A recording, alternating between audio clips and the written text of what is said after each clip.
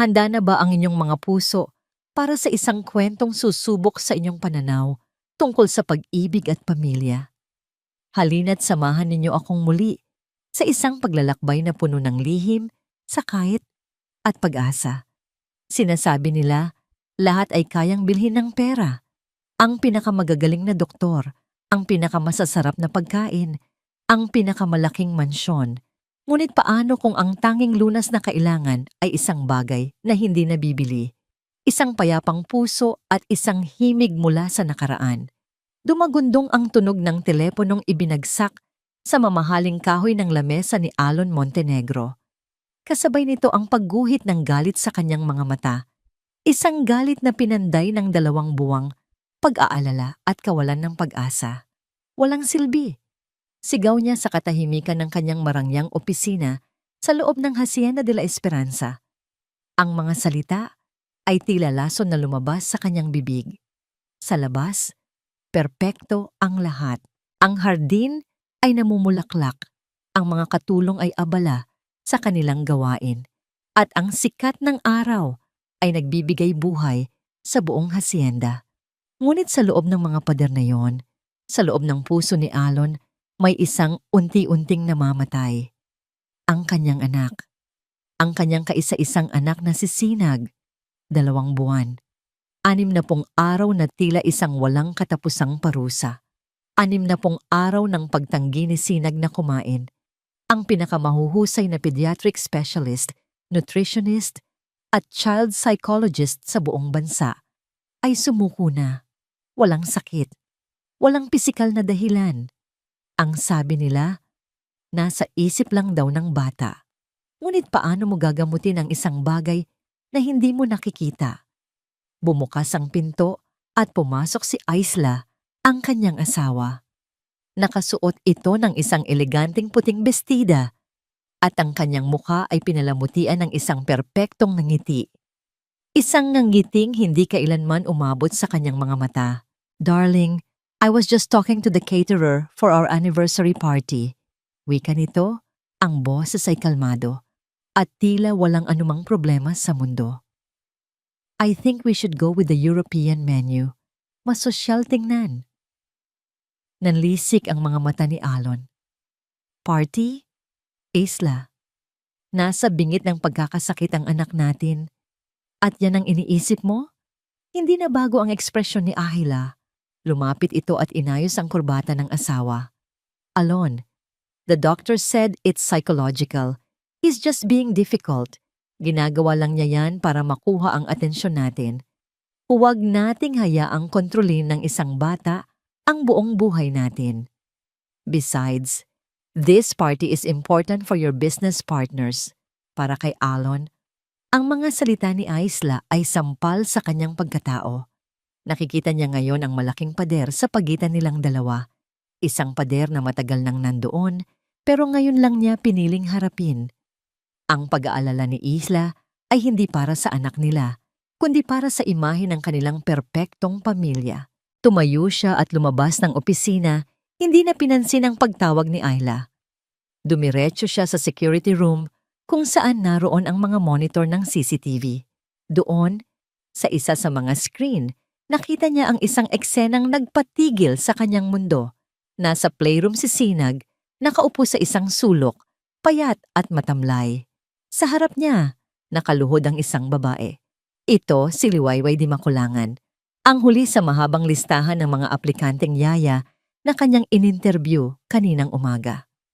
Isang simpleng babae mula sa probinsya, may mga kalyo sa kamay at may suot na luma, ngunit malinis na bestida. Sa lahat ng mga aplikante, si Liwayway lang ang hindi nagdala ng mga diploma o mga sulat ng rekomendasyon. Ang tanging dala niya ay isang maliit na bayong at isang sinseridad sa kanyang mga mata na nakapag-alinlangan kay Alon. Ngunit ngayon, habang pinapanood niya ito sa monitor, nakita niya ang isang bagay na kakaiba. Hindi pinipilit ni Liwayway si Sinag. Hindi niya ito sinusubukang suhulan ng mga laruan o pilit na sinusubuan ng pagkain. Nakaupo lang ito roon. Sa sahig, ilang talampakan ang layo mula sa bata. Payapa, tahimik, Ang presensya niya ay tila isang mahinahong tubig na unti-unting pinapakalma ang isang maalong dagat. Nagpa siya si Alon. Pumunta siya sa playroom. Napatayo si Liwayway nang makita siya. Bakas sa mukha nito ang kaba. Si Sinag naman ay hindi man lang gumalaw. Bibigyan kita ng trabaho. Malamig na sabi ni Alon. Ang kanyang boses ay walang emosyon. Tulad ng isang negosyanteng nagsasara ng isang deal. Tumingin siya nang diretso sa mga mata ni Liwayway. May isa akong kondisyon. Ano po iyon, sir? Mahinang tanong ni Liwayway. May 3 araw ka. Matigas na wika ni Alon. 3 araw para mapakain ang anak ko. Kung sa loob ng 3 araw ay hindi pa rin siya kumakain, makakaalis ka na. Walang bayad. Walang tanong. Maliwanag? Nakita ni Alon ang paglunok ni Liwayway, ang pagdaan ng takot at pag-aalinlangan sa mga mata nito. Ngunit pagkatapos ng ilang sandali, tumango ito ng dahan-dahan. Opo, sir. Maliwanag po. Tumalikod si Alon at naglakad paalis. Iniwan ang dalawa sa playroom. Bumalik siya sa kanyang opisina, sa kanyang upuan, at sa kanyang monitor. Pakiramdam niya ay wala ring mangyayari. Isa na namang kabiguan, lumipas ang mga oras, dumating ang gabi. Si Alon ay nanatili sa kanyang opisina, nalulunod sa mga papeles at sa sarili niyang mga demonyo. Hindi niya namalayan ang oras hanggang sa mapansin niyang madilim na sa labas. Muli niyang sinulyapan ang monitor ng playroom, handa nang umuwi at harapin ang isa na namang gabing puno ng katahimikan. Ngunit may narinig siya, isang himig. Mahina, ngunit malinaw. Isang boses na kumakanta ng isang lumang uyayi. Ang himig ay malambing, puno ng isang di maipaliwanag na kalungkutan, ngunit may dala ring kapayapaan. Sa una, kumunot ang noo ni Alon. Iniangat niya ang kanyang kamay upang pindutin ang intercom at sawayin ang bagong katulong, ngunit natigilan siya. Huminto ang kanyang daliri, ilang pulgada mula sa buton. May kung anong pumigil sa kanya. Ang kanta? Hininaan niya ang ilaw sa kanyang opisina at itinuon ang buong atensyon sa monitor. Pinalakas niya ang volume. Ang boses ni Liwayway ay mas naging malinaw, umaalingaw-ngaw sa mamahaling speaker system na tila ito'y isang multo mula sa nakaraan. At si Alon ay hindi na sa monitor nakatingin. Ang kanyang mga matay nakapikit, ngunit ang kanyang isip ay naglalakbay pabalik. Pamilyar ang bawat nota, ang bawat salita. Isang alaala na matagal na niyang ibinaon sa limot ang biglang lumitaw. Isang maliit na batang lalaki, nakahiga sa isang duyan sa ilalim ng puno ng mangga. Ang banayad na hangin, ang amoy ng mga bulaklak ng sampagita, at ang isang malambing na tinig na nagpapatulog sa kanya. Ang tinig ng kanyang yaya, ang babaeng mas itinuring niyang ina kaysa sa sarili niyang ina. Ang babaeng bigla na lang nawala sa buhay niya na sinabi ng kanyang ina ay isang magnanakaw. Unti-unti, iminulat ni Alon ang kanyang mga mata na puno ng pagtataka at pagkalito ang kanyang puso. Ang katawan niya ay nanigas. Sa screen, si Sinag ay gumapang na palapit kay Liwayway. Nakahiga na ito ngayon sa sahig. Ang ulo ay ilang pulgada na lang mula sa kandungan ng dalaga. Ang mga matay nakapikit na rin na tila dinadala ng kanta sa isang payapang panaginip. Hindi ito ang himala na inaasahan ni Alon. Hindi pa kumakain si Sinag, ngunit sa isang iglap, sa pamamagitan ng isang simpleng kanta, nagawa ni Liwayway ang hindi nagawa ng pinakamahuhusay na eksperto sa bansa.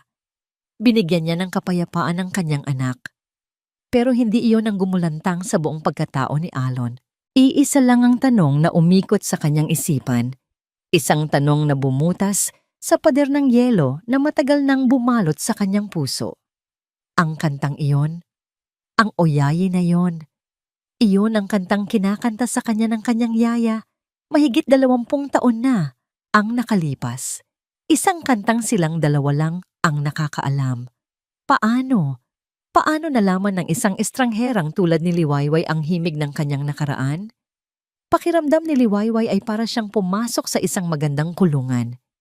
Ang Hacienda de la Esperanza ay perpekto sa bawat sulok, mula sa kumikinang na sahig na gawa sa marmol hanggang sa mga antigong florera na naglalaman ng mga bulaklak na tila hindi nalalanta. Malinis ang hangin, ngunit malamig. Tahimik, ngunit walang kapayapaan. Ito ay isang bahay, ngunit hindi isang tahanan. Ipinilig ni Liwayway ang kanyang ulo. Hindi siya naroon para husgahan ang mansyon.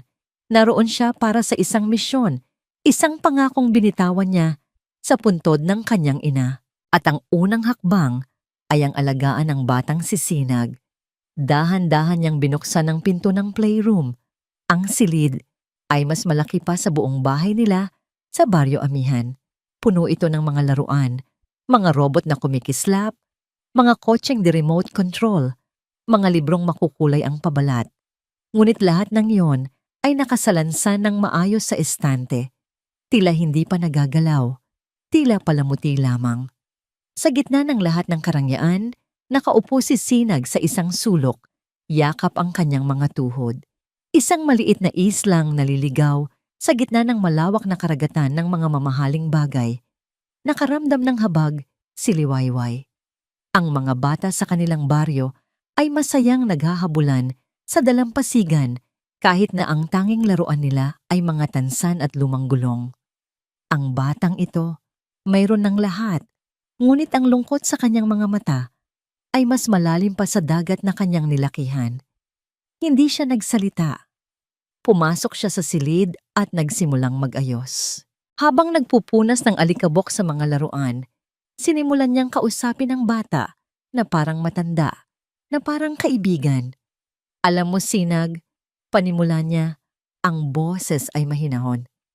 Sa amin sa Baryo Amihan, ang mga bahay ay maliliit lang, gawa sa kawayan. Pero ang mga bintana, laging bukas, para daw makapasok ang malamig na hangin mula sa dagat. Hindi sumagot ang bata, ngunit napansin ni Liwayway na bahagya itong sumulyap sa kanya. Nagpatuloy siya.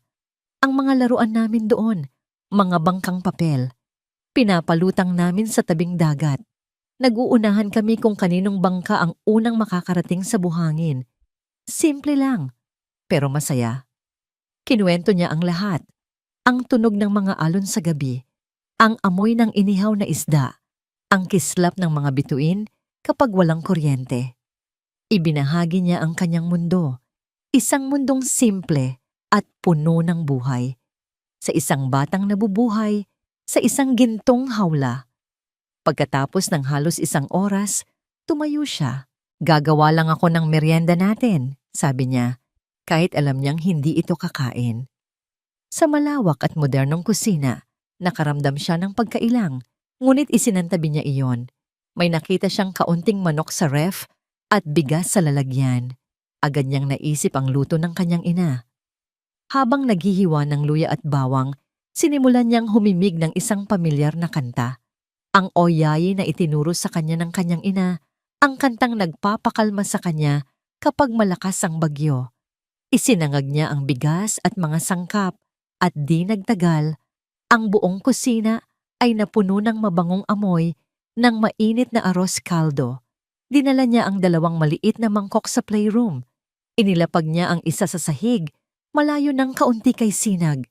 Ang isa naman ay para sa kanya. Umupo siya sa sahig at nagsimulang kumain. Hindi niya inalok ang bata. Hindi niya ito pinilit. Hinayaan lang niya ang amoy ng lugaw at ang himig ng kanyang kanta na gumawa ng sarili nitong mahika. At gumana nga ito. Dahan-dahan, gumapang si Sinag papalapit. Ang mga mata nito ay nakatutok sa mangkok na para sa kanya. Huminto ito sa tapat ng pagkain. Tila nag-aalinlangan. Tumingin ito kay Liwayway na ngayon ay buong pusong kumakanta para sa kanya. Sa mga mata ng dalaga, wala itong nakitang pamimilit o pag-aalala, tanging pag-unawa at paanyaya. Dahan-dahan, itinaas ng bata ang kanyang maliit at nanginginig na kamay. Hinawakan niya ang kutsara. Sumandok siya ng kaunting lugaw at dinala ito sa kanyang bibig. Napatigil sa pag-awit si Liwayway. Isang butil ng luha ang pumatak mula sa kanyang mga mata. Isang luhang dala ng tagumpay at awa. Sinag. Ang bata ay kumakain. Habang nakatitig ang bata sa kanya, muli itong sumubo. At isa pa. At isa pa. Sa kalagitnaan ng tahimik at sagradong sandaling iyon, bumukas ng malakas ang pinto. Anong nangyayari dito? Ang boses ni Alon Montenegro ay matigas at puno ng awtoridad. Ngunit nang makita niya ang eksena, ang kanyang anak, na sa wakas ay kumakain, at ang babaeng nakaupo sa sahig na tila isang anghel na nagbabantay, ang lahat ng tigas sa kanyang mukha ay biglang naglaho. Napalitan iyon ng pagkagulat, pagtataka, at isang emosyon na hindi kayang pangalanan ni Liwayway. Nakatitig lang ito sa kanya, hindi sa bata, kundi sa kanya. Ang mga mata nitong laging malamig at mapanuri ay tila biglang nakakita ng isang bagay na hindi nito inaasahan. Napatayo si Liwayway, biglang nahiya. "Sir, kumakain na po siya." Hindi sumagot si Alon.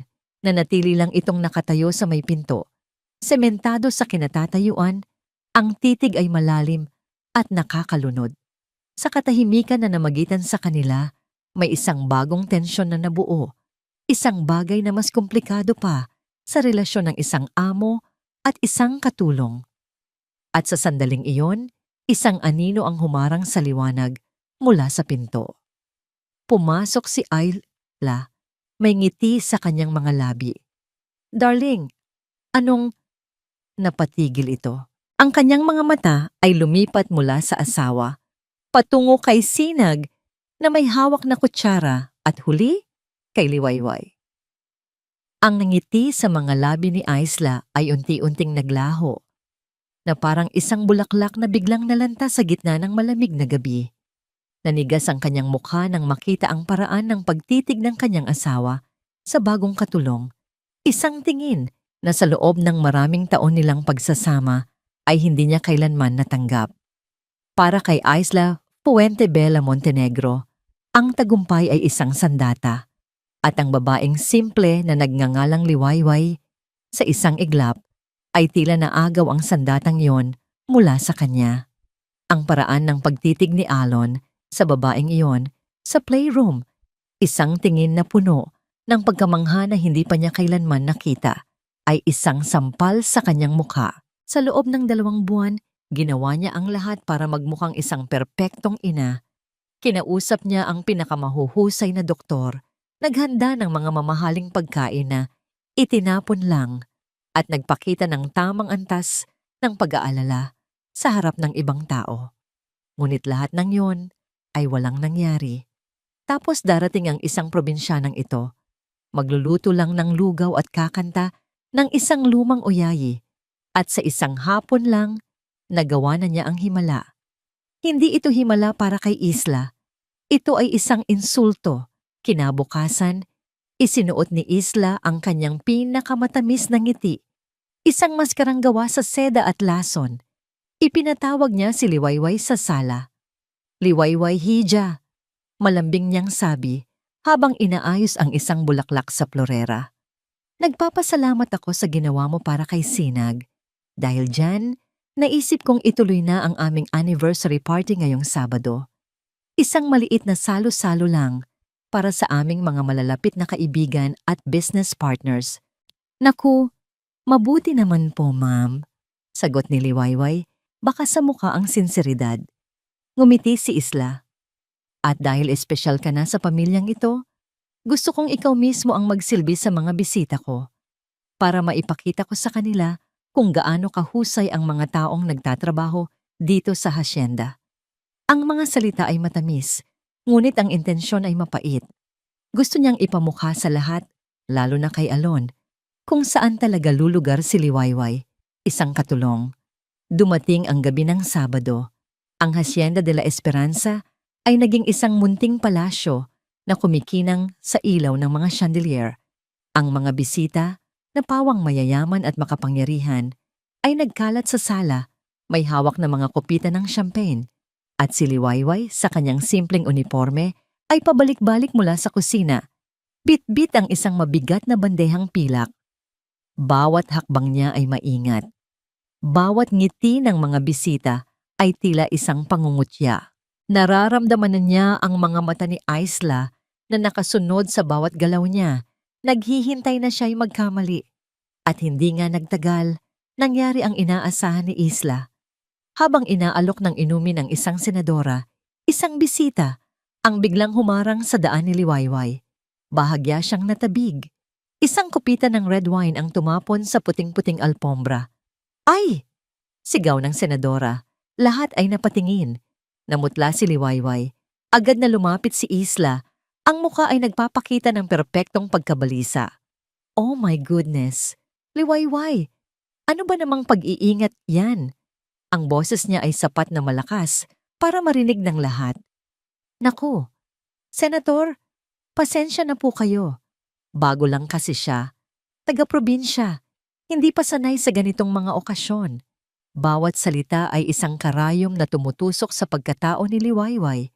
Gusto niyang magpaliwanag, ngunit alam niyang walang maniniwala. Yumuko na lang siya at nagsimulang linisin ang sahig habang naririnig ang mga bulungan sa kanyang paligid. Kinabukasan, hindi pa tapos si Isla. Habang nag-aayos ito sa kanyang vanity table, ipinatawag niya si Liwayway para kunin ang isang tray. Sa tabi ng pinto, nakalagay ang isang mamahaling antigong florera na galing pa sa Tsina. Nang dumaan si Liwayway, bahagyang iginalaw ni Isla ang kanyang paa, sapat lang para matalisod ang dalaga. Nawala ng balanse si Liwayway. Bumagsak ang tray sa sahig at ang kanyang siko ay tumama sa kinatatayuan ng florera. Blag! Ang tunog ng nabasag na porselana ay umalingaw sa buong silid. Napatayo si Isla, ang kamay ay nasa bibig. Ang mga mata ay nanlalaki sa kunwaring pagkagulat. Ang florera ko, tili niya. Pamana pa yan ng lola ko. Liwayway, ano bang problema mo? Wala ka na bang ginawang tama? Dumating si Alon na naalarma sa ingay. Nakita niya ang basag na florera, si Liwayway na nakaluhod sa sahig at nanginginig, at si Isla na tila biktima ng isang malaking trahedya. Tumingin siya kay Liwayway at sa unang pagkakataon, nakita ng dalaga ang pagdududa sa mga mata ng amo. Walang salitang lumabas sa bibig ni Alon bago ito tumalikod at bumalik sa opisina. Para kay Isla, iyon ay isang tagumpay. Nang gabing iyon, habang naliligo si Alon, pumasok si Isla sa kanilang silid at tinawagan ang kanyang kaibigang si Daphne. Hindi mo mai-imagine, Daph, sabi niya sa mahinang boses, puno ng panunuya. Ang galing umarte ng probinsyanang yon, paawa effect. Pero kitang-kita ko, may pagnanasa siya kay Alon. Ang mga tingin niya, parang ahas na handang manuklaw. Narinig niya ang tawa sa kabilang linya. At si Sinag, nagpatuloy si Ihla, ang boses ay lalong naging mapait. Ayan, kumakain na nga. Pero sa babaeng yun lang halos dumidikit. Nakakairita. Para akong nawalan ng papel sa sarili kong pamamahay. Huminga siya ng malalim. Pero huwag kang mag-alala. May plano ako. Kailangan ko lang ng tamang tiyempo para maipakita kay Alon ang tunay na kulay ng babaeng yon. Pagkatapos ng tawag, lumabas si Alon mula sa banyo. Lumapit si Isla sa kanya. Ang mukha ay puno ng pekeng pag-aalala. Hinaplos niya ang braso ng asawa. Darling, malambing niyang sabi. Nag-aalala lang ako. Oo, napakain niya si Sinag. At malaking utang na loob natin yun. Pero, hindi mo ba nararamdaman? May kakaiba sa kanya. Tumingin si Alon sa kanya, naghihintay. Diyos lokota ko ido kaktoy, anbit ma, nguy-ngew tunghay niyo bay. Bulong ni Isla. Tinitiyak na ang bawat salita ay may dalang lason. Baka may iba siyang motibo. Baka pera lang ang habol niya. O baka, may iba pa? Hindi umimik si Alon, ngunit nakita ni Isla ang binhi ng pagdududa na itinanim niya sa isipan nito. Bilang parusa sa pagkakasala nito, Inutusan ni Isla si Liwayway na linisin ang lumang bodega sa likod ng hardin, isang lugar na puno ng alikabok at mga lumang gamit na matagal nang nakalimutan. Habang nag-aayos ng mga kahon, napansin ni Liwayway ang isang maliit na baul na gawa sa kahoy, nakatago sa ilalim ng isang mesang puno ng agiw. Kakaiba ito sa lahat ng gamit doon. May disenyo ito at mukhang personal. Pinunasan niya ang alikabok sa takip nito at doon, natigilan siya. Nanlaki ang kanyang mga mata at bumilis ang tibok ng kanyang puso. Nakaukit sa takip ng baul ang isang pamilyar na letra. Isang letrang alam na alam niya. Ang letrang D, ang inisyal ng pangalan ng kanyang ina.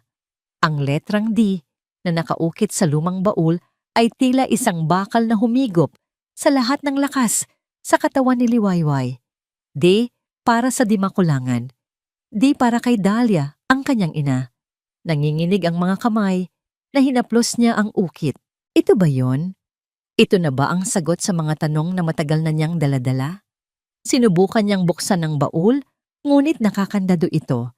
Iginilid niya, tinangkang alugin, ngunit mabigat at matibay ito. Isang lihim na ayaw magpabukas. Sa mga sumunod na araw, ang baul ay naging isang obsesyon, ngunit ang susi ng bodega ay itinatago ni Isla at alam ni Liwayway na ang anumang kahina-hinalang galaw ay maglalagay sa kanya sa panganib. Kaya't ibinaling niya ang kanyang buong atensyon sa tanging liwanag na mayroon sa madilim na mansyon na yon, si Sinag. Ang dating matamlay na bata ay unti-unti nang nagbabalik ang sigla. Kumakain na ito ng maayos at bagamat hindi pa rin nagsasalita, ang kanyang mga mata ay nagsisimula ng muling mangusap.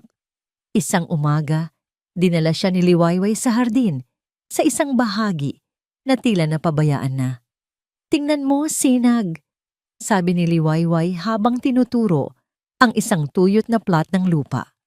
"Ang nanay ko, mahilig magtanim," sabi niya. Ang pagtatanim daw ay parang pag-aalaga ng pag-asa. Kahit gaano katuyot ang lupa, basta't didiligan mo ng pagmamahal, may tutubo at mamumulaklak. Kumuha siya ng isang maliit na pala at isang supot ng buto ng mirasol na dala niya mula sa probinsya. Ipinakita niya sa bata kung paano hukayin ang lupa. Nag-alinlangan noong una si Sinag, ngunit nang ilagay ni Liwayway ang pala sa kamay nito at gabayan ito, unti-unting nawala ang kanyang pag-aalinlangan. Magkasama nilang inihanda ang lupa.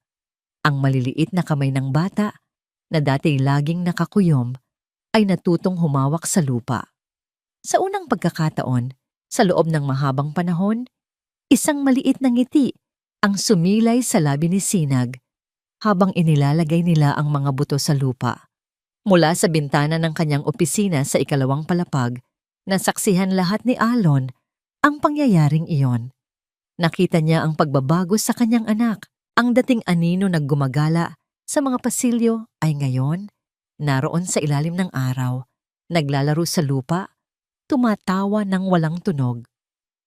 At sa gitna ng lahat, naroon si Liwayway, isang payapang presensya na nagbibigay buhay hindi lang sa isang pirasong hardin, kundi sa buong hasyenda. Hindi niya namalayan ang mga labi niyang laging tuwid at seryoso ay bahagyang umangat. Isang ngiti, isang nangiting hindi pilit, isang nangiting hindi para sa negosyo. Isang kakaibang init ang gumapang sa kanyang dibdib, isang pakiramdam na matagal na niyang kinalimutan. Ang pagdududa na itinanim ni Isla sa kanyang isipan ay tila natabunan ng eksenang nakikita niya ngayon. Nang gabing iyon, hindi mapakali si Alon. Pagkatapos ng hapunan, naglakad-lakad siya sa labas at natagpuan si Liwayway na nag-iisa sa tabi ng swimming pool, nakatingin sa kumikinang na tubig. Ito na ang pagkakataon niya. "Liwayway," tawag niya. Medyo mas mahina kaysa sa kanyang karaniwang tono. Nagulat ang dalaga at agad na napatayo. "Sir Alon, magandang gabi po." Lumapit siya, may ilang talampakang pagitan sa kanila. "Kamusta si Sinag?" Tanong niya, isang palusot para simulan ng usapan. Mabuti naman po, sir. Masigla na po siya. Mukhang nagustuhan niya po ang pagtatanim kanina. Tumango si Alon. Ang katahimikan ay medyo nakakailang. Salamat, bigla niyang sabi. Ang salita ay tila bago sa kanyang dila. Salamat sa ginagawa mo para sa kanya. Trabaho ko lang po yun, sir. Hindi. Mabilis na sagot ni Alon. At sa pagkakataong ito, tumingin siya ng diretso sa mga mata ni Liwayway. Ang ilaw mula sa pool ay nagbigay ng kakaibang kislap sa mga mata ng dalaga. Higit pa sa trabaho, ang ginagawa mo. Tumingin siya sa malayo. Saan ka natutong magtanim? Sa nanay ko po. Sa Baryo Amihan, may maliit po kaming hardin sa likod bahay. Doon po ang mundo niya. Nakinig lang si Alon habang nagkukwento si Liwayway tungkol sa kanilang simpleng buhay. Bawat salita niya ay nagpinta ng isang larawan ng isang mundong malayong-malayo sa magulo at pekeng mundo niya. Naramdaman niyang gusto pa niyang malaman ang maraming bagay tungkol sa kanya. Ngunit ang gabi ay hindi maaring magtagal. Nagpaalam na sila sa isa't isa. Ngunit ang kakaibang koneksyon na nabuo sa pagitan nila ay nanatili sa hangin. Kinagabihan, hindi makatulog si Liwayway. Ang imahe ng baul ay bumalik sa kanyang isipan. Ang pag-uusap nila ni Alon ay nagbigay sa kanya ng kakaibang tapang. Kailangan niyang malaman kung ano ang nasa loob. Kailangan niyang malaman ang katotohanan. Nang sigurado siyang tulog na ang lahat, dahan-dahan siyang bumangon. Kumuha siya ng isang maliit na flashlight at isang piraso ng alambre. Tahimik siyang lumabas at naglakad papunta sa madilim na bodega. Ang tunog lang ng mga kuliglig ang kanyang naririnig. Binuksan niya ang pinto ng bodega na nagkikiskisan. Ang amoy ng alikabok at lumang kahoy ay sumalubong sa kanya. Itinutok niya ang ilaw sa sulok kung saan niya itinago ang baul. Lumuhod siya at sinimulang kalikutin ang kandado gamit ang alambre. Pawis na pawis ang kanyang noo. Bawat maliit na tunog ay nagpapakaba sa kanya. Click! Isang mahinang tunog. Ngunit hindi ito ang tunog ng kandadong bumubukas. Ito ang tunog ng switch ng ilaw. Biglang nagliwanag ang buong bodega. Napapikit si Liwayway sa silaw. At nang imulat niya ang kanyang mga mata, isang anino ang nakatayo sa may pinto. Isang anino na unti-unti niyang nakilala. Si Alon. Nakatayo ito roon. Ang mukha ay hindi mabasa. Ngunit ang mga mata ay matalim na nakatutok sa ginagawa niya. Ang init at pag-unawa na naramdaman niya kanina sa tabi ng pool ay biglang naglaho na parang bula. Anong ginagawa mo rito? Tanong ni Alon. Ang boses ay malamig at walang anumang emosyon. Naging yelo ang buong katawan ni Alon habang nakatayo sa may pinto ng bodega. Ang babaeng nagdala ng kapayapaan sa kanyang anak ay ngayon nasa harap niya. Nahuli sa akto na parang isang magnanakaw sa gabi. Ang mga salitang laso ni Isla ay biglang umalingaw-ngaw sa kanyang isipan. Nguingew tunghay niyo, Vai. Baka may iba siyang motibo. Anong ginagawa mo rito? Inulit niya ang tanong. Mas matigas ngayon. Mas may diin. Mabilis na napatayo si Liwayway na itago ang hawak na alambre sa kanyang likuran. Ang mukha niya ay namumutla sa ilalim ng malupit na ilaw ng bumbilya. Sir, pasensya na po. May narinig po kasi akong kaluskos kanina. Akala ko po ay pusa lang.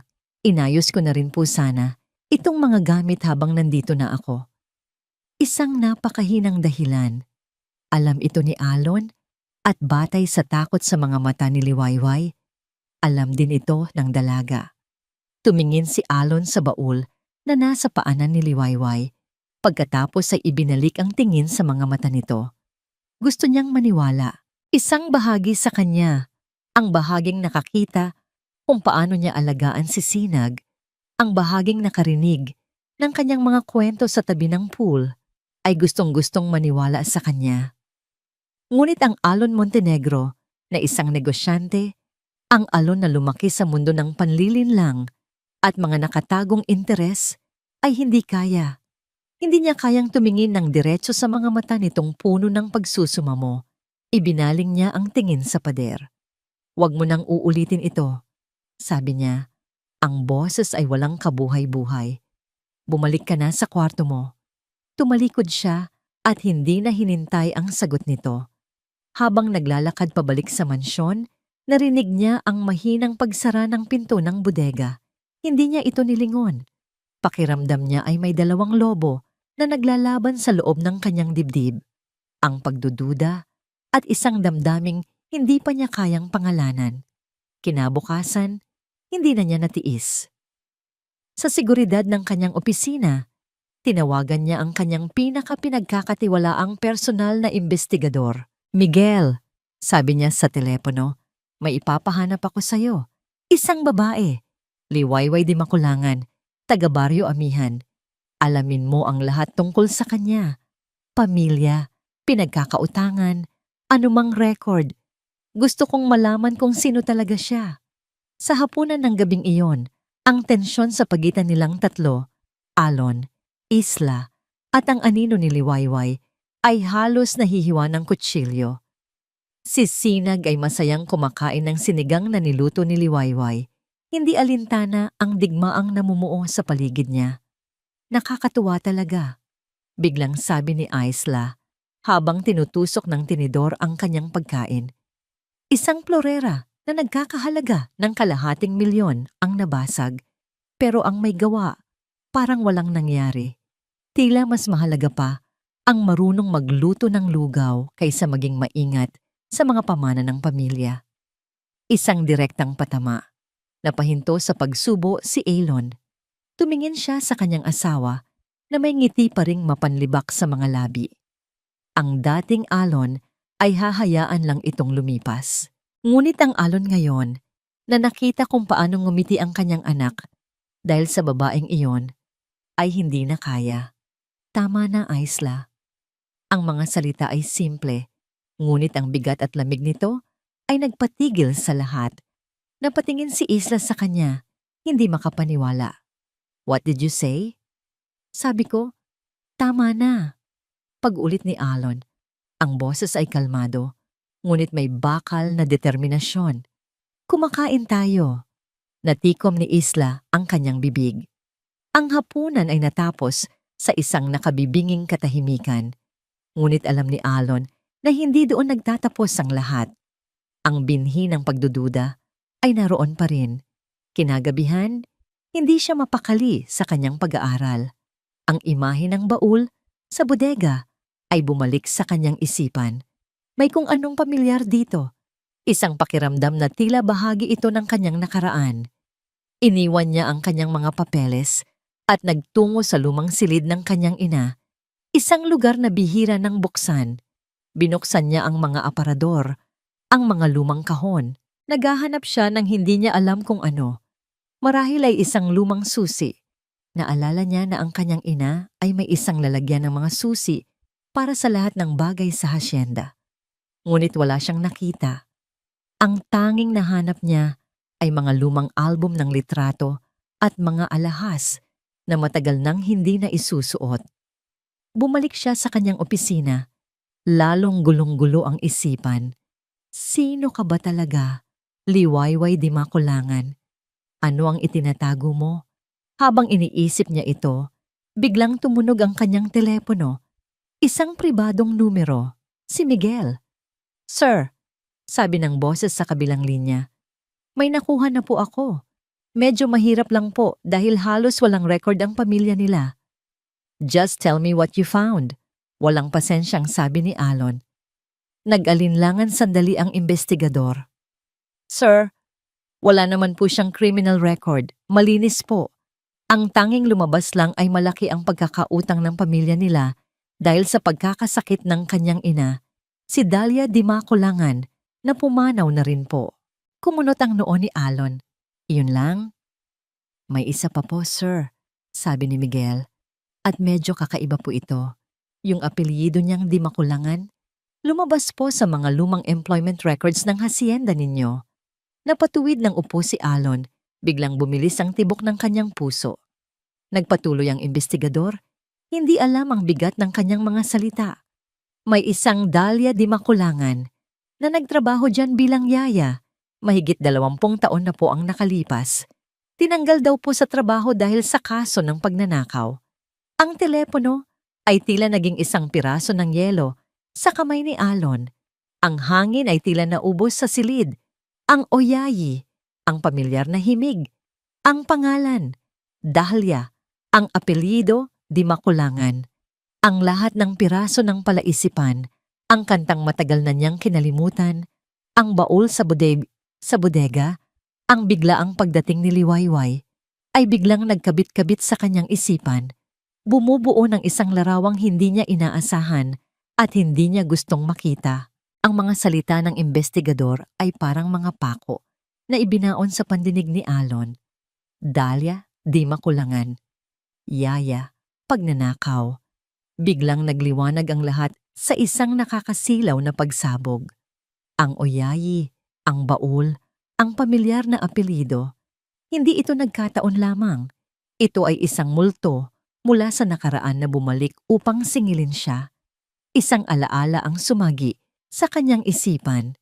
Isang maliit na susi. Isang susi na may kakaibang disenyo na laging nakasabit sa lumang lalagyan ng alahas ng kanyang ina, si Doña Esmeralda. Susi sa mga alaala. Iyon ang tawag dito ng kanyang ina. Isang biro na ngayon ay may nakatatakot na kahulugan. Halos takbuhin niya ang pasilyo patungo sa lumang silid ng kanyang ina. Hindi na niya ito pinapansin. Binuksan niya ang antigong aparador at sa ilalim ng mga luma at mamahaling seda, natagpuan niya ang isang maliit na kahon. Nandoon nga, ang maliit at kulay tanso na susi. Hawak ang susi na tila ito'y isang mainit na bakal. Nagmamadali siyang bumalik sa bodega. Hindi niya alintana ang dilim o ang alikabok. Ang tanging nasa isip niya ay ang baul. Ang susi ay pumasok ng perpekto sa kandado. Sa isang malutong na klik, bumukas ito. Ang amoy ng nakaraan, isang pinaghalong amoy ng lumang tela at lavender ang sumalubong sa kanya. Nanginginig ang kamay na inangat niya ang takip. Sa loob, hindi mga ninakaw na yaman ang kanyang nakita, kundi mga mumurahing kayamanan ng isang simpleng babae. Isang kumot ng sanggol na may burdang bulaklak. Isang maliit na rattle na gawa sa kawayan. Mga tuyong bulaklak na nakatali ng isang liston. At sa ilalim ng lahat, naroon ang 2 bagay na nagpatigil sa kanyang paghinga. Una, isang kwintas. Isang mumurahing kwintas na may pekeng perlas. Ang mismong kwintas na ipinaratang ng kanyang ina na ninakaw ni Dalia. Bakit ito narito kung ninakaw niya ito para ipagbili? At ang pangalawa, isang maliit at manipis na kwaderno. Isang talaarawan. Binuklat niya ito. Ang mga sulat ay kupas na, ngunit nababasa pa. Agosto 2. Unang araw ko sa hacienda. Napakabait ng alaga ko, si Alon. Ang kanyang mga ngiti ay parang araw na sumisikat. Setyembre 5. Tinuruan ko si Alon ng oyayi na turo sa akin ni Inay. Iyon na ang paborito niyang kanta. Sabi niya, parang anghel daw ang boses ko. Napangiti ako. Oktubre 21. Malungkot si Alon. Nag-away na naman ang kanyang mga magulang. Dinala ko siya sa ilalim ng puno ng mangga at kinantahan hanggang sa makatulog. Sana, sa paglaki niya, mahanap niya ang kapayapaan. Bawat salita ay isang suntok sa sikmura ni Alon. Ang mga kamay niya ay nanginginig. Ang babaeng ito, na ipininta ng kanyang ina, bilang isang masamang tao, ay walang ibang ginawa, kundi ang mahalin siya. Habang si Alon ay binubuklat ang nakaraan sa bodega, si Liwayway naman ay hindi mapakali sa kanyang silid. May kung anong humihila sa kanya. Isang alaala ng kanyang ina na nagsasabing may itinago itong isang bagay na mahalaga sa lumang kwarto ng mga katulong bago pa sila lumipat sa bago. Dahan-dahan siyang pumunta sa abandonadong bahagi ng mansyon kung nasaan Ang mga lumang silid, puno ng agiw at amoy ng kahalumigmigan ng lugar. Sa isang maliit na kwarto, may isang lumang papag at isang aparador na kinain na ng anay. Sa ilalim ng papag, may isang tabla sa sahig na medyo nakaangat. Ginamit niya ang kanyang mga daliri para buksan ito. Sa ilalim may isang maliit na metal na kahon. Binuksan niya ito. Sa loob, may ilang personal na gamit. Isang rosaryo, isang panyo na may burdang pangalan niya, at isang litrato. Isang kupas na litrato ng kanyang ina, si Dahlia, na masaya at mas bata pa. Ngunit ang nagpaiyak sa kanya ay ang nasa likod ng litrato, isang sulat kamay na pamilyar sa kanya. Para sa aking alon, ang muntik kong sinag na nagbibigay liwanag sa aking madilim na mundo. Niyakap ni Liwayway ang litrato. Ang sakit ng pangungulila at ang bigat ng kawalang katarungan ay dumagan sa kanyang dibdib. Hindi magnanakaw ang kanyang ina. Nagmahal lamang ito. Hindi na niya kinaya. Isinara ni Alon ang talaarawan at kinuha ang kanyang telepono. Dinial niya ang numero ng kanyang ina, si Doña Esmeralda, na kasalukuyang nasa Europa. "Anak, napatawag ka?" Masayang boses ng Donya sa kabilang linya. "Inay," sabi ni Alon. Ang boses niya ay walang emosyon, ngunit puno ng bigat. "Naalala mo pa ba si Dahlia di Makulangan?" Natahimik sandali ang linya. "Ang magnanakaw na yon, bakit mo naman naitanong?" "Binuksan ko ang baul niya," diretsong sabi ni Alon. "Nakita ko ang talaarawan, ang kwintas. Alam ko na ang lahat." Ang katahimikan sa kabilang linya ay mas mabigat ngayon. Pagkatapos ng ilang sandali, isang malamig at walang pagsisising tawa ang narinig ni Alon. "Talaga? At ano ngayon?" sabi ni Doña Esmeralda. "She was getting too close to you, Alon. Masyado siyang naging kampante. She needed to know her place. Isang hamak na katulong lang siya. Ginawa ko lang ang nararapat para protektahan ka at ang pangalan ng pamilya natin." Walang pagsisisi, walang awa. Tila isang yelo ang bumaon sa puso ni Alon. Ang babaeng nagluwal sa kanya ay siya ring sumira sa buhay ng isang inosenteng tao. Ibinaba niya ang telepono. Hawak ang talaarawan. Lumabas siya ng bodega at naglakad na parang isang zombie pabalik sa mansyon. Nakita niya si Liwayway sa pasilyo, nakatayo sa labas ng silid nito. Ang mga mata ay namumugto. Hawak nito sa kanyang kamay ang isang lumang litrato. Nagtagpo ang kanilang mga mata. Walang nagsalita. Ngunit sa isang tingin lang, alam na nila pareho. Nakita ni Alon ang sakit sa mga mata ni Liwayway at nakita ni Liwayway ang matinding pagsisisi sa mga mata ni Alon.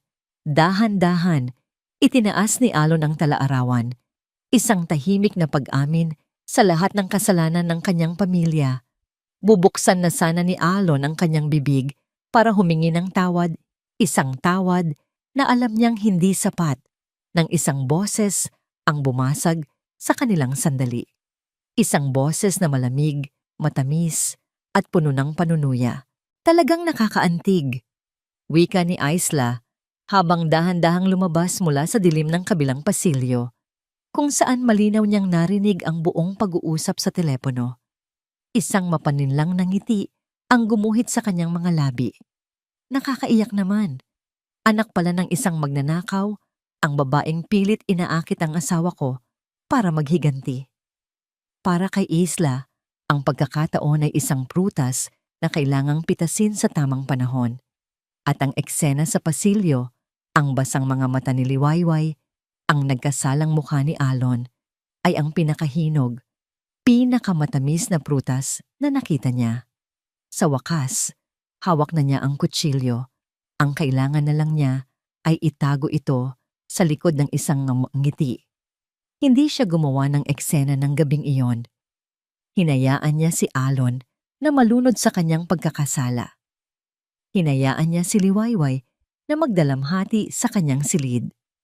Ang isang mangangaso ay marunong maghintay.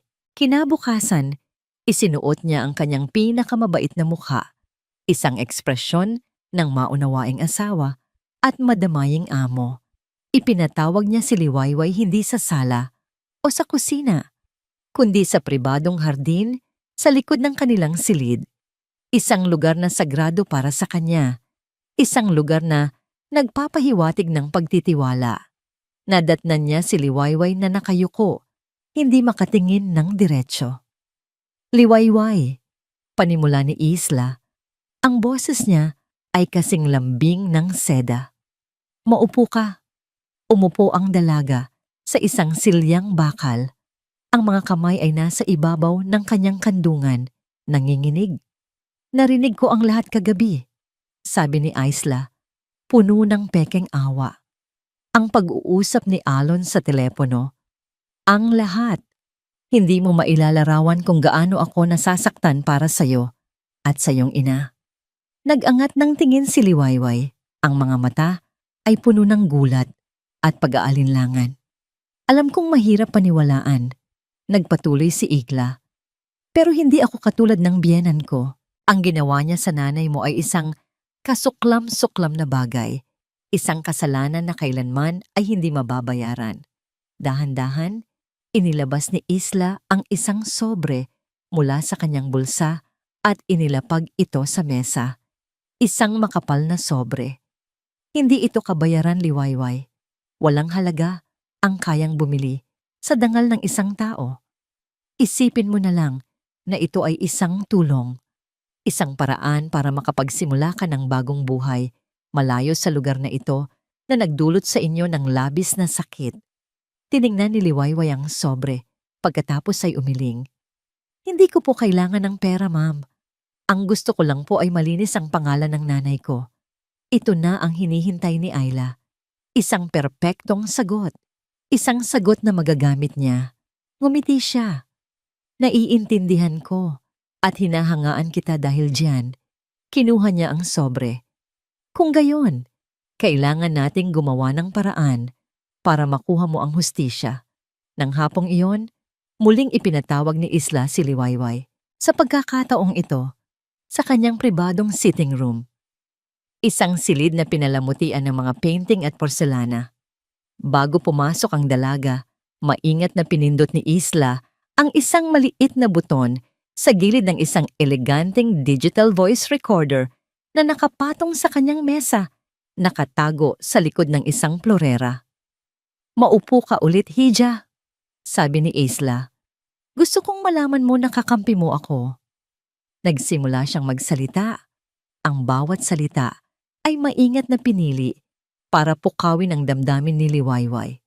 Hindi mo ba nararamdaman ang galit? Ang sakit? Isipin mo ang lahat ng pinagdaanan ng nanay mo. Namatay siyang dala-dala ang isang kasalanang hindi niya ginawa. Ang pamilyang ito, ang mga Montenegro, kinuha nila ang lahat mula sa inyo. Nakita ni Isla ang pagbabago sa mukha ni Liwayway. Ang lungkot ay napalitan ng isang bakas ng galit. Isang matuwid na galit. Hindi ka ba nagagalit? Giit ni Isla. Hindi mo ba gustong managot sila sa ginawa nila sa nanay mo? Sabihin mo sa akin, Liwayway, ano ang gusto mong mangyari? Sumagot si Liwayway. Ang boses ay nanginginig ngunit may bigat. Ang gusto ko lang po ay katarungan. Gusto kong malaman ng lahat na hindi magnanakaw ang nanay ko. Dapat nilang pagbayaran ang paninira nila sa kanya. Pagbayaran? Inulit ni Isla. Tila nag-iisip. Paano? Paano mo gustong pagbayaran nila?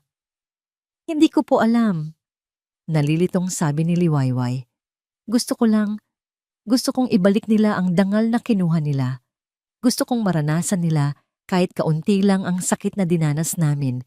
Gusto kong makuha ang hustisya para sa nanay ko. Para kay Isla, sapat na yon.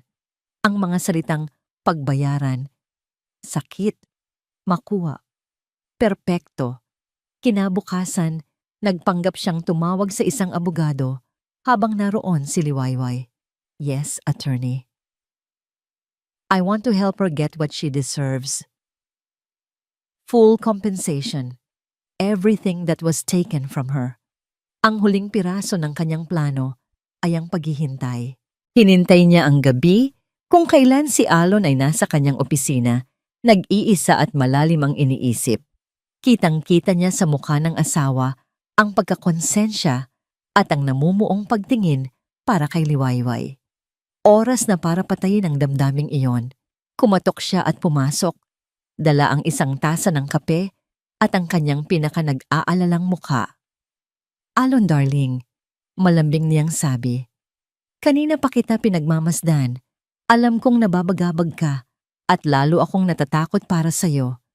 Kumunot ang noo ni Alon. Anong ibig mong sabihin? Umupo si Isla sa silya sa harap niya. Natatandaan mo ba ang sinabi ko sa'yo noon na baka may ibang motibo si Liwayway? Huminga siya ng malalim. Sana pala, nagkamali ako. Pero, inilabas niya ang maliit na voice recorder. Kinausap ko siya, Alon. Sinubukan kong tulungan, pero ang narinig ko, natakot ako. Pinindot niya ang play. Ang boses ni Liwayway ay umalingaw-ngaw sa tahimik na opisina, ngunit iba na ito. Putol-putol. Bawat salita ay kinuha mula sa konteksto at pinagsama-sama para bumuo ng isang bagong, nakakatakot na katotohanan. Gusto kong pagbayaran nila. Pause, maranasan nila ang sakit. Pause, gusto kong makuha.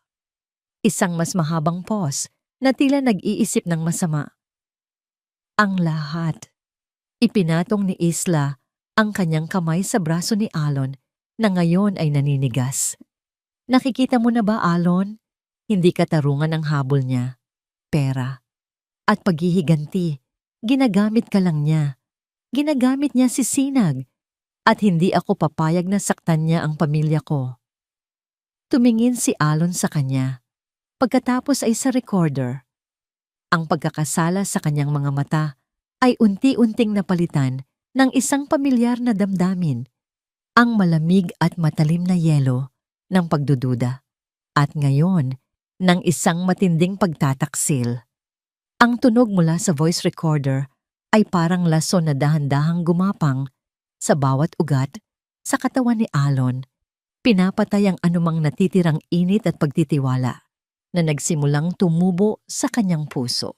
Ang pagkakasala na naramdaman niya para sa kasalanan ng kanyang ina ay biglang nag-iba ng anyo. Naging kahihiyan ito, kahihiyan dahil sa pagiging isang hangal. Muntik na siyang magpalinlang. Pinindot niya ang intercom, ang daliri ay matigas at walang panginginig. Puntahan mo si Liwayway. Utos niya sa kasambahay. Sabihin mo, pumunta siya sa opisina ko. Ngayon din. Ilang minuto lang, kumatok si Liwayway sa pinto. Sir Alon, pinapatawag niyo raw po ako? Ang boses niya ay mahinahon pa rin. May bahid ng pag-aalala. Hindi niya alam na papasok siya sa isang bitag. Pumasok ka. Isara mo ang pinto, sabi ni Alon. Hindi man lang nag-aangat ng tingin mula sa kanyang lamesa. Naramdaman ni Liwayway ang biglang paglamig ng hangin sa silid. Sumunod siya. Nang makaharap niya si Alon, nakita niya ang isang estranghero. Ang mga matang minsay nagpakita ng kislap ng paghanga ay ngayon, 2 piraso ng madilim at walang buhay na bato. Walang salitang sinabi si Alon. Itinuro lang niya ang voice recorder sa lamesa at pinindot ang play. Umalingaw-ngaw sa silid ang boses ni Liwayway, ngunit ito'y isang halimaw na binuo mula sa mga pinutol na piraso ng kanyang sariling mga salita. Gusto kong pagbayaran nila. Pause. Maranasan nila ang sakit. Pause.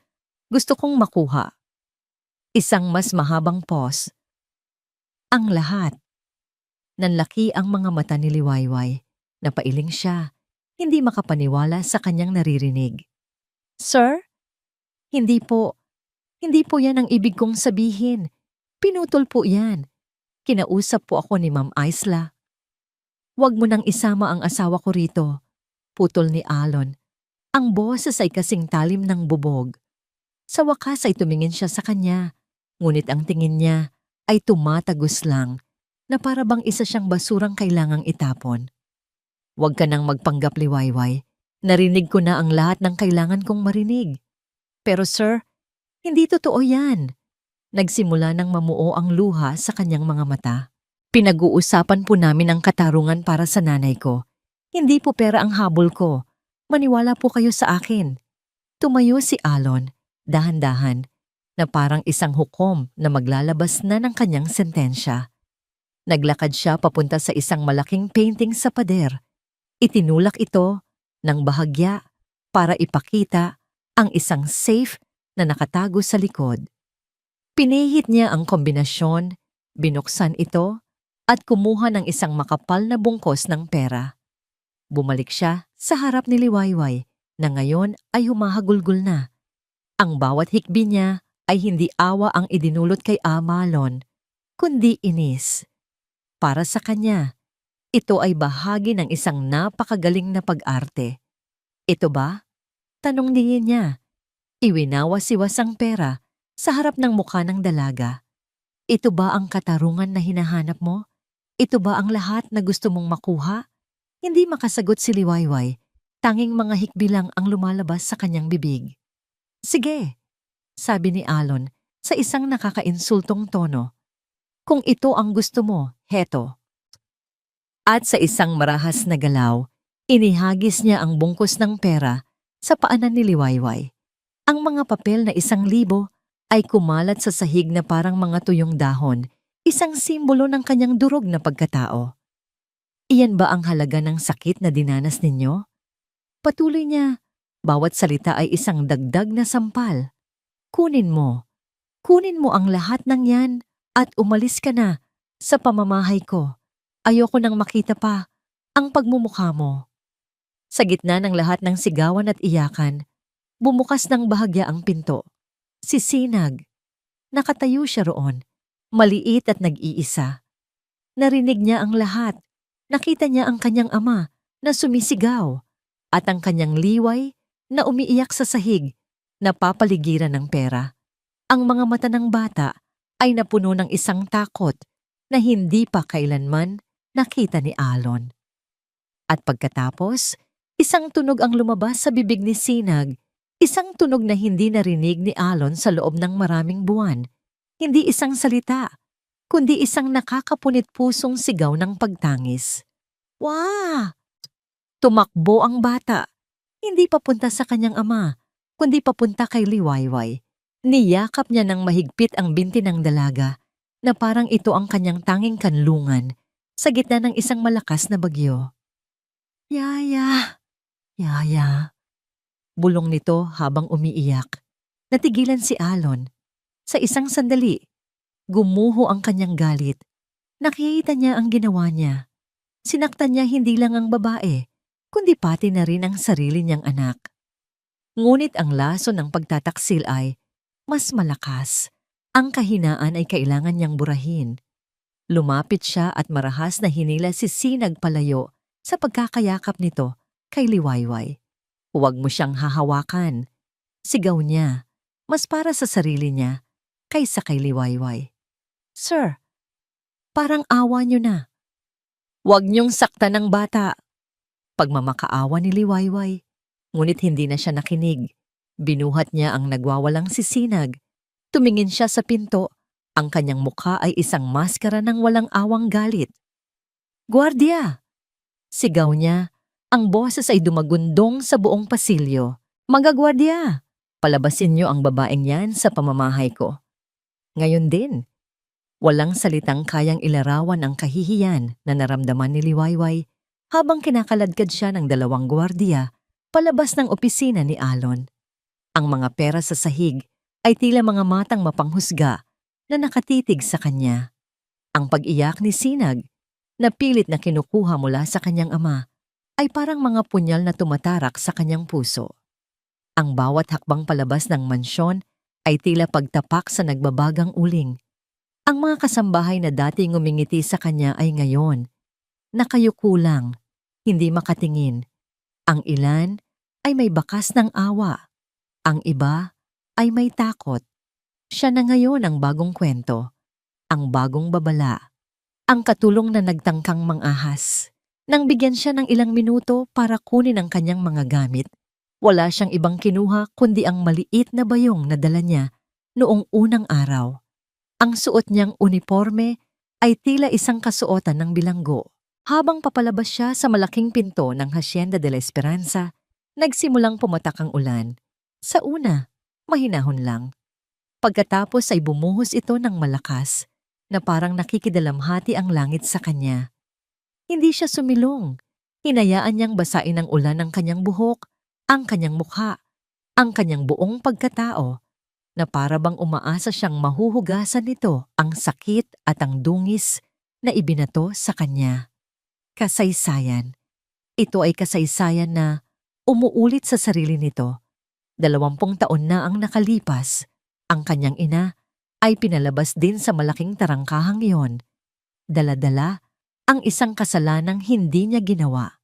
Ngayon, siya naman, ang anak ng magnanakaw na pinaratangan ding magnanakaw ng pangarap at pagtitiwala. Nakarating siya sa Baryo Amihan na basang-basa at walang buhay sa mga mata.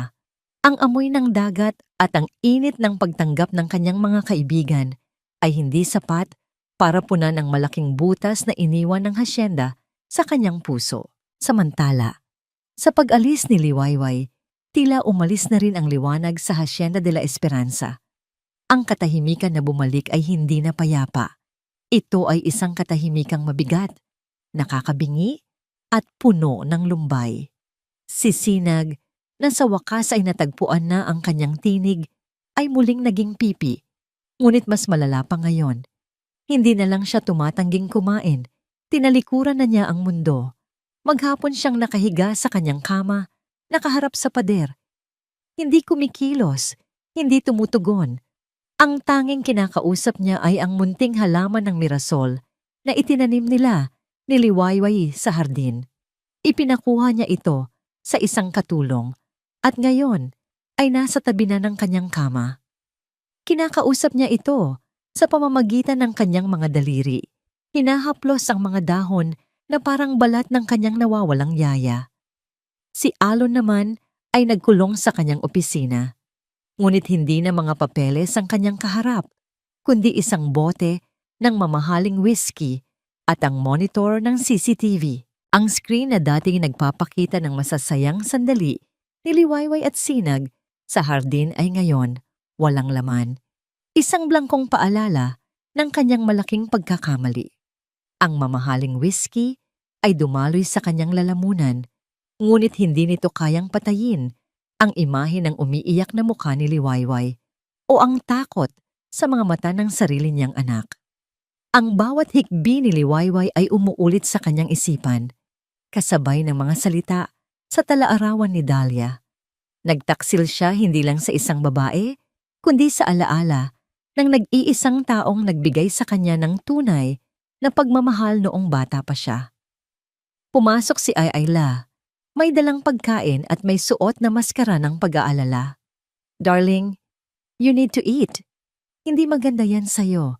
Don't worry about Sinag. He's just throwing a tantrum. He'll get over it." Tumingin si Alon sa kanya at sa unang pagkakataon, nakita niya ito ng malinaw. Sa likod ng pekeng pag-aalala, may isang kislap sa mga mata ni Isla, isang kislap ng tagumpay, isang kasiyahan na sa wakas ay naibalik na sa dati ang lahat, na siya na ulit ang reyna ng kanyang malamig na kaharian. "Lumabas ka," sabi ni Alon. Ang boses ay mahina, ngunit puno ng panganib. "Alon, sinabi kong lumabas ka." Sigawin niya at ibinato ang baso sa pader na nabasag sa libu-libong piraso, katulad ng kanyang mundo. Lumipas ang 2 araw na parang isang masamang panaginip. Si Liwayway ay nasa Baryo Amihan, nagpapagaling ng kanyang sugatang puso. Si Alon ay lasing sa kanyang opisina. At si Sinag ay unti-unting nanghihina. Isang gabi, habang nakatitig si Alon sa blangkong monitor, biglang tumunog ang kanyang telepono. Ang pribadong numero ng doktor ng pamilya. "Mr. Montenegro," sabi ng boses sa kabilang linya. Hindi na kalmado, kundi puno ng pag-aalala. Kailangan ninyong pumunta sa silid ni Sinag ngayon din. Bakit? Anong nangyayari? Tanong ni Alon. Biglang nahimasmasan. Mataas po ang lagnat niya. Halos hindi na po humihinga. At hindi po siya tumutugon sa kahit anong stimulus. Kailangan na nating dalhin ang bata sa ospital. Agad-agad. Ang mga pader ng pribadong silid sa ospital ay puti at walang buhay. Ang tanging tunog ay ang ritmikong pag-beep ng heart monitor, isang nakakabingging paalala sa bawat tibok ng pusong pinahihirapan niya. Para kay Alon, ang bawat beep ay isang akusasyon. Kasalanan mo. Kasalanan mo. Kasalanan mo. Nakatayo siya sa tabi ng kama, isang multo sa sarili niyang trahedya. Nakatingin siya sa kanyang anak na si Sinag na natutulog ng mahimbing dahil sa gamot. Ang mukha ay maputla at ang paghinga ay mababaw. Ang maliit na kamay nito ay may nakakabit na IV drip. Sa tabi ng kama, sa isang maliit na mesa, naroon ang halaman ng mirasol. Ang mga dahon nito ay bahagyang nalalanta na rin. Tila nakikiramay sa kalagayan ng kanyang munting hardinero. Lumapit ang isang nurse. "Sir," sabi po ng doktor, "makakatulong daw po kung may mga pamilyar na gamit ang bata rito. Isang paboritong kumot o damit para po maramdaman niyang ligtas siya paggising niya." Tumangulang si Alon, hindi makapagsalita. Isang pamilyar na gamit. Isang bagay na magbibigay ligtas. Ironiko. Siya ang ama, ang dapat na maging simbolo ng kaligtasan, ngunit siya ang naging bagyo na sumira sa lahat. Nagmaneho siya pabalik sa hasyenda na ngayon ay tila isang malaking mausoleo. Walang buhay, walang kulay. Dumiretso siya sa silid ni Sinag para kumuha ng damit, ngunit naalala niyang ang mga paboritong pajama ng bata ay nasa aparador sa master's bedroom, kung saan ito nilalagay ni Liwayway pagkatapos labhan. Pagpasok niya sa kanilang silid ni Isla, sinalubong siya ng amoy ng mamahaling pabango ng kanyang asawa. Isang amoy na dating nagpapaalala sa kanya ng karangyaan, ngunit ngayon ay parang amoy ng kasinungalingan. Binuksan niya ang malaking aparador. Sa isang bahagi ay naroon nga ang mga damit ni Sinag. Kumuha siya ng isang pares ng pajama, ngunit habang isinasara niya ang pinto, may nahagip ang kanyang mata. Isang drawer na laging nakalock. Ang drawer ni Ayla. Ngayon, bahagya itong nakabukas. Dahil sa pagmamadali, marahil ay nakalimutan nitong isara. Itutulak na sana niya ito nang may makita siyang isang sulok ng isang Manila folder na nakausli. Dahil sa isang impulsong hindi niya maintindihan, hinila niya ito. Isang simpleng folder. Walang nakasulat sa labas, ngunit mabigat ito. Puno ng mga dokumento. Binuksan niya. Ang unang pahina ay isang papel na may selyo ng isang law firm.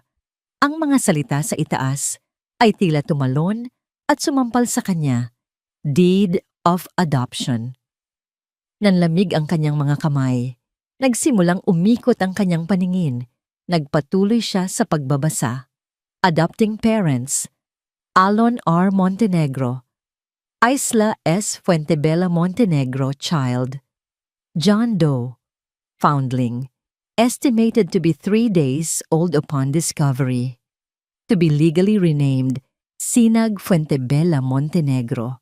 Binitawan niya ang folder.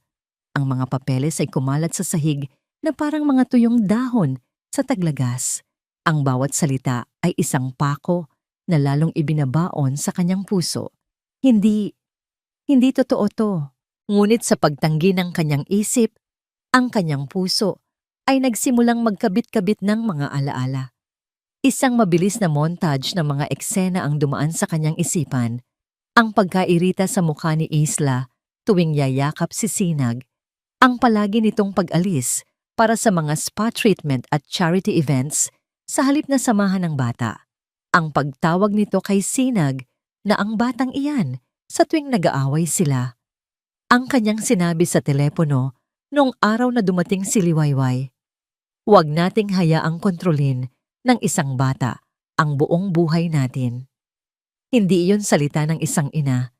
Iyon ay salita ng isang taong nakikita ang bata bilang isang responsibilidad, isang obligasyon, isang hadlang. Lahat ng mga maliliit na piraso ng palaisipan na dati binaliwala niya ay ngayon bumubuo ng isang napakalaki at nakakatakot na larawan ng panlilinlang. Paano? Paano ito nangyari? Naalala niya ang isang taon na palaging nasa ibang bansa, si Isla, para sa isang experimental fertility treatment. Doon ba? Yun ba ang malaking kasinungalingan? Ang bata, ang anak niya, ang anak na akala niya ay kadugo niya, ay hindi anak ni Isla. At ang mas masakit, hindi man lang nito nagawang mahalin ang isang inosenteng anghel. Ang lahat ng pag-aalala ni Isla ay hindi para sa kalusugan ni Sinag, kundi para sa pagpapanatili ng perpektong fatsyada ng pamilya Montenegro. Isang matinding pagsisisi ang bumalot sa kanya, mas matindi pa sa naramdaman niya para kay Liwayway at sa ina nito. Dahil sa pagkakataong ito, ang biktima ay ang sarili niyang anak. Ang batang 2 buwang, tumangging kumain ay hindi nagre-rebelde. Humihingi ito ng tulong. Umiiyak ito sa paraang alam niya. Sumisigaw sa katahimikan na may kulang, na ang pagmamahal na nararamdaman niya mula sa ina ay peke. At si Liwayway? Ang dalisay at walang halong pagmamahal na ipinakita ni Liwayway kay Sinag ay hindi pag-arte. Ito ay totoo. Ito ang bagay na hinahanap-hanap ng bata. Ito ang bagay na kinuha niya mula sa kanyang anak. Bigla, isang ala-ala ang muling pumasok sa kanyang isipan. Mas malinaw ngayon. Ang Oyayi. Ang kantang iyon. Hindi lang yun basta isang kanta.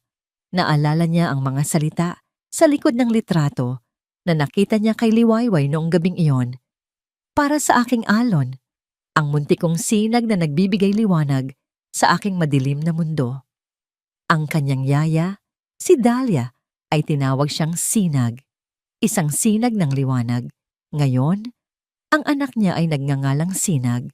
Hindi ito isang paghihiganti, ito ay isang pamana. Ipinasa ni Dahlia ang pagmamahal na iyon sa kanyang anak na si Liwayway, at si Liwayway naman, dala ng tadhana, ay ibinigay ang pagmamahal na iyon sa kanyang anak na si Sinag. Isang pag-ibig na lumagpas sa panahon at kasinungalingan. Dinampot niya ang kanyang telepono mula sa bulsa. Ang mga kamay niya ay hindi na nanginginig sa galit o pagsisisi, kundi sa isang matibay at malamig na determinasyon. Dinial niya ang numero ni Isla. "Hello, darling?" Sagot nito. Ang boses ay parang musika sa kanyang pandinig kanina. Ngunit ngayon ay parang tunog ng isang ahas. "Nasaan ka?" tanong ni Alon. Ang boses ay kalmado, ngunit may panganib na nakatago sa ilalim nito. "Nasa isang charity dinner, of course, for the children. Kailangang ipakita ang suporta ng pamilya natin." Sagot nito. Puno ng kabanalan. Isang mapait na ngiti ang sumilay sa labi ni Alon. "For the children," ulit niya. "Magaling. Pagkatapos mo riyan, dumiretso ka sa ospital." "Sa ospital? Bakit? May nangyari ba kay Sinag?" May bahid ng pagkataranta sa boses nito.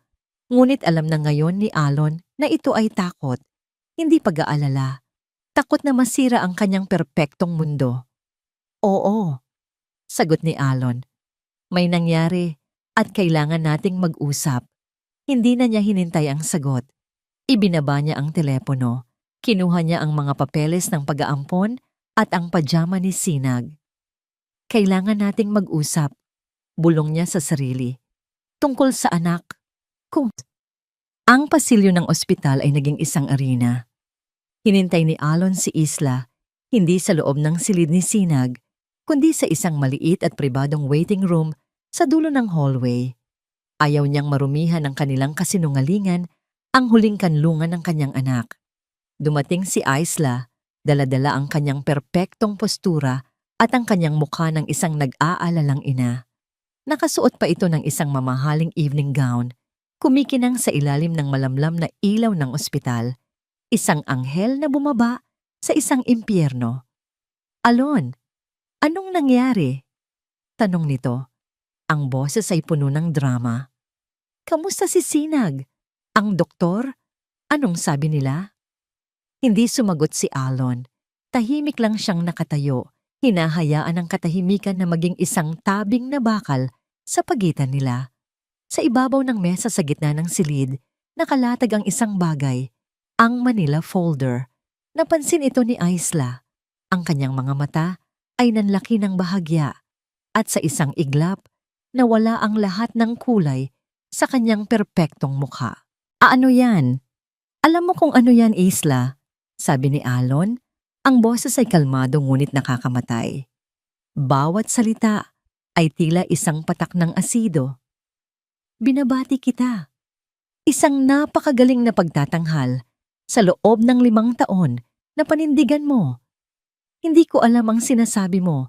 Mabilis niyang sagot, ngunit ang panginginig sa kanyang boses ay isang pag-amin. Talaga? Dahan-dahang lumapit si Alon. Bawat hakbang ay mabigat. Hindi mo alam? Kung gayon, ipapaalala ko sa'yo. Kinuha niya ang isang papel mula sa folder. Deed of Adoption. John Doe. Foundling. Naaalala mo na ba? Sinubukang bawiin ni Isla ang kanyang composure. Alon, let me explain. Ginawa ko yon para sa tin. Para sa pamilya natin. Hindi ako magkaanak. At alam kong kailangan mo ng tagapagmana. Iyon lang ang paraan. Isang tawa, isang tuyo, at walang buhay na tawa ang kumawala sa lalamunan ni Alon. Para sa tin o para sa'yo? Para mapanatili ang pangalan mo bilang Mrs. Montenegro? Para hindi ka mapahiya sa mga kaibigan mo? Para hindi ka mawalan ng mana mula sa pamilya mo? Gumuho ang mundo ni Isla. Ang mga pader na maingat niyang itinayo sa loob ng maraming taon ay ngayon, binabagsak ng kanyang sariling asawa, ladrilyo, bawat ladrilyo. Ang takot na matagal na niyang itinatago ay ngayon, umaakyat sa kanyang lalamunan na parang isang mapait na apdo. Hindi mo naiintindihan. Sigaw niya, ang kanyang boses ay basag na.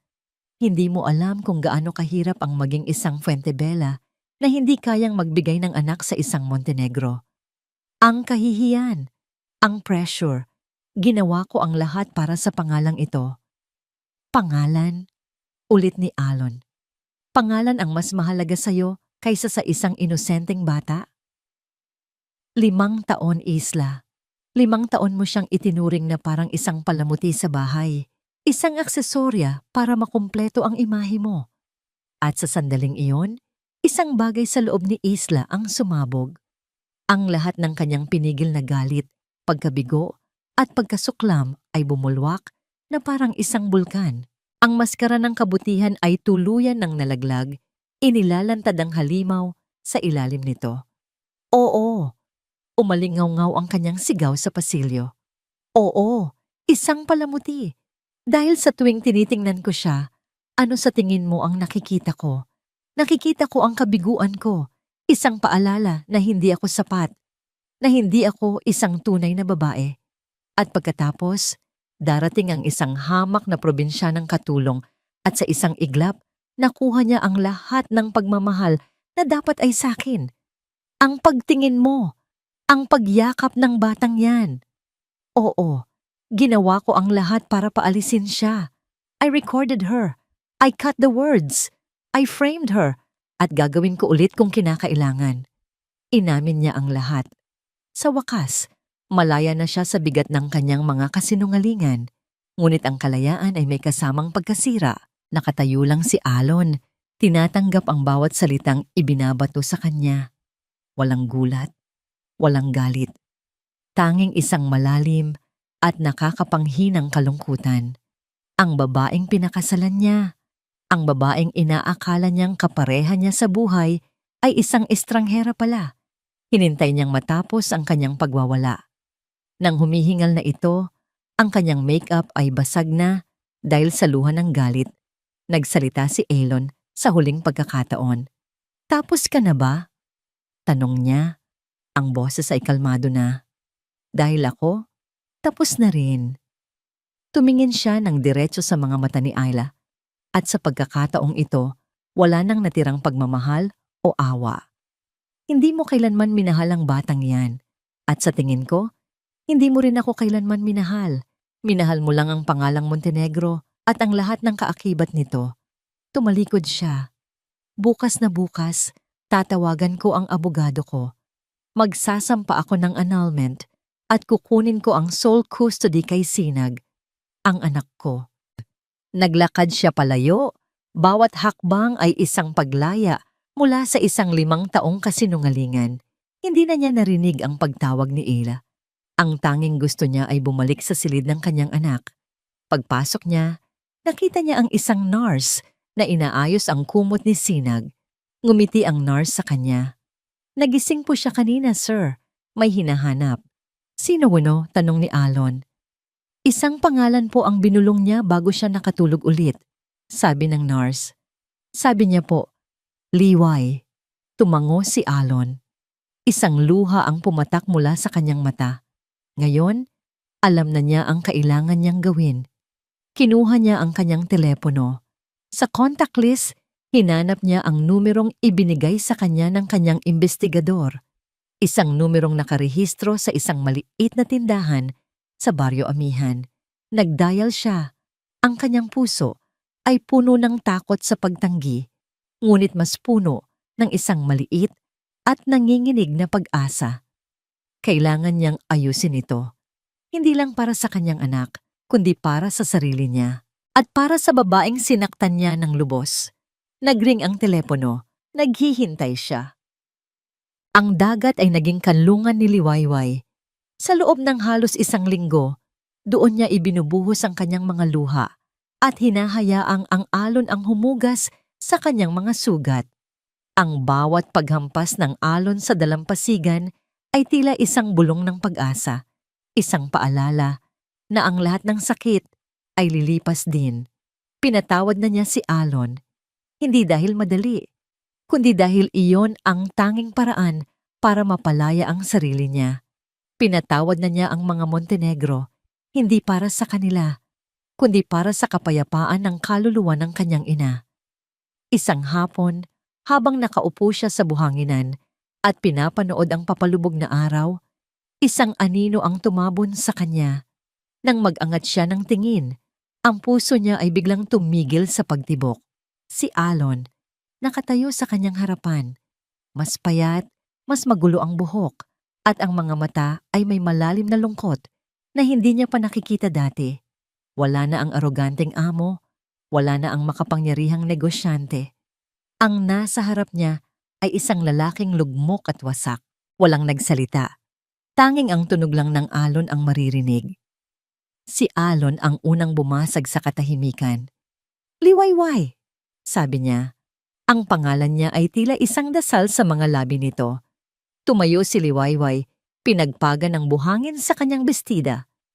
Anong ginagawa mo rito, sir? Tanong niya. Ang boses ay kalmado, ngunit may distansya. Huwag mo na akong tawaging sir, sabi ni Alon. Alon, tawagin mo akong Alon. Bawat kilometrong tinahak niya papunta sa Baryo Amihan ay isang paglalakbay papasok sa kanyang sarili. Inihanda niya ang kanyang sarili sa lahat ng posibleng reaksyon. Galit, sigaw, pagtataboy. Lahat ng iyon ay tatanggapin niya. Lahat ng iyon ay nararapat sa kanya. Ngunit ang kalmadong pagtanggap ni Liwayway ay mas masakit pa sa anumang sampal. Nakita niya sa mga mata nito ang peklat na iniwan niya. Gusto kong humingi ng tawad, panimulan niya. Ang mga salita ay mahirap. Ngunit kailangang lumabas. Pero alam kong hindi sapat ang sorry. Walang salita ang kayang burahin ang sakit na idinulot ko sa'yo at sa alaala ng nanay mo. Naging duwag ako, liwayway, naging bulag. Nagpadala ako sa kasinungalingan dahil mas madaling paniwalaan iyon kaysa harapin ang katotohanan. Ikinuwento niya ang lahat. Ang tungkol kay Ila, ang tungkol sa adoption, Ang tungkol sa pag-amin nito sa ospital, ang tungkol kay Sinag. Nasa ospital pa rin siya. Sabi niya, ang boses ay nabasag. Okay na siya pero hinahanap ka niya. Ikaw ang laging binabanggit niya. Nakita niya ang pagbabago sa mga mata ni Liwayway. Ang distansya ay napalitan ng pag-aalala. Ang puso ng isang ina ay laging mas malakas kaysa sa sakit ng isang nasaktang babae. Hindi ako naparito para hilingin sa iyong bumalik bilang yaya. Paglilinaw ni Alon, tinitingnan niya ito ng diretso sa mga mata, inilalantad ang lahat ng kahinaan sa kanyang kaluluwa. Naparito ako para humingi ng isa pang pagkakataon. Isang pagkakataon na itama ang lahat. Isang pagkakataon na bumuo ng isang tunay na pamilya para kay Sinag. Isang pamilyang hindi nakabase sa kayamanan o sa pangalan, kundi sa pagmamahal at katotohanan. Lumapit siya ng isang hakbang. Nasaktan kita, Liwayway, at habang buhay kong pagsisisihan yon. Pero kung bibigyan mo ako ng pagkakataon, gusto kong ipakita sa inyo ni Sinag, kung sino talaga ang tunay na Alon. Ang Alon na natutong magmahal dahil sa isang simpleng oyayi. Tumingin si Liwayway sa papalubog na araw. Ang kulay kahel na liwanag ay nagbigay ng kakaibang init sa kanyang mukha. Naalala niya ang sinabi niya kay Sinag sa hardin. Ang pagtatanim daw ay parang pag-aalaga ng pag-asa. Kahit gaano katuyot ang lupa, basta't didiligan mo ng pagmamahal, may tutubo at mamumulaklak. Ang lalaking nasa harap niya ay isang tuyot na lupa. Ngunit sa mga mata nito, nakikita niya ang isang buto ng pagsisisi, isang buto ng pag-asa. Ang pagpapatawad ay hindi para sa taong nakasakit sa'yo. Mahina niyang sabi, inuulit ang mga salitang laging sinasabi ng kanyang ina. Ito ay para sa sarili mo, para makalaya ka. Tumingin siya kay Elon. Matagal na kitang pinatawad, Elon. At sa pagbanggit niya ng pangalan nito, isang maliit na ngiti ang sumilay sa mga labi ni Elon. Isang tunay na ngiti na ngayon lang nakita ni Liwayway. Pero ang pagtitiwala, dagdag niya, ay ibang usapan. Hayaan mong ang panahon ang maghilom sa lahat. Tumango si Alon. Maghihintay ako kahit gaano katagal. Tumingin si Liwayway sa malayo, sa direksyon ng syudad kung nasaan ang isang batang naghihintay. Ang bata, sabi niya, kailangan niya tayo. Ilang buwan nang lumipas, ang Hacienda de la Esperanza ay unti-unti nang nagbabago. Wala na ang malamig at malungkot na aura nito. Ang mga bintana ay lagi nang bukas. Hinahayaang pumasok ang sinag ng araw. Sa hardin, sa plat ng lupa kung saan dating may mga tuyong damo, ngayon ay may isang hanay ng mga matatayog at nagniningning na mirasol. Sa gitna nito, isang batang lalaki ang masayang tumatakbo. Ang kanyang tawa ay umaalingaw-ngaw sa hangin. Hinahabol niya ang isang babae, si Liwayway, na tumatawa rin. Naupo sila sa damuhan at niyakap ng bata ang kanyang yaya nanay. Sa di kalayuan, nakatayo ang isang lalaki, si Alon, na nakasandal sa puno ng mangga. Hindi na siya nakasuot ng mamahaling suit, kundi isang simpleng polo shirt at pantalon. Pinapanood niya ang kanyang mag-ina. Ang kanyang mukha ay puno ng kapayapaan na hindi kayang bilhin ng kahit anong yaman sa mundo. Lumapit siya at umupo sa tabi nila. Inakbayan niya si Liwayway at ginulo niya ang buhok ni Sinag. Hindi pa perpekto ang lahat. May mga peklat pa rin. May mga araw na mahirap. Ngunit magkakasama nilang hinaharap ang bawat umaga. Hindi na ito ang Hacienda de la Esperanza, ang trangko ng pag-asa. Ito na ngayon ang kanilang tahanan. Isang tahanan na itinayo mula sa mga durog na piraso ng nakaraan at diniligan ng pagpapatawad, pagtitiwala at isang pag-ibig na kasing dalisay ng isang himig mula sa nakaraan. Ang Liwayway, ang bukang Liwayway, ay tuluyan ng sumikat sa kanilang mga buhay.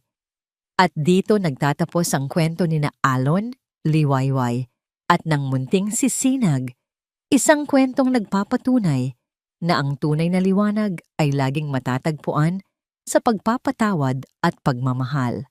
Mula sa kaibuturan ng aking puso, isang taus-pusong pasasalamat sa inyong lahat, sa inyong walang sawang pagsama sa akin, sa bawat kabanata, sa bawat pagpatak ng luha, at sa bawat pagsibol ng pag-asa.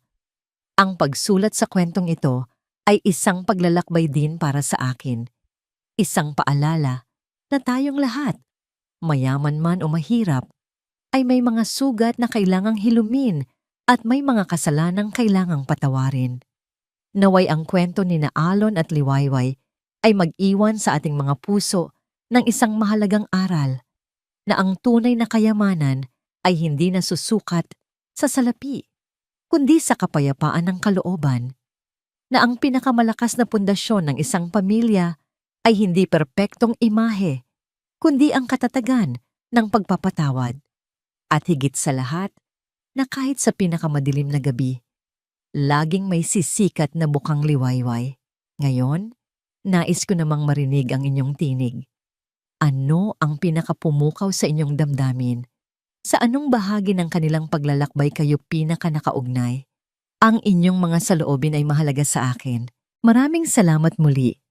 At hanggang sa ating susunod na pagkikita sa panibagong kwento ng buhay at pag-ibig.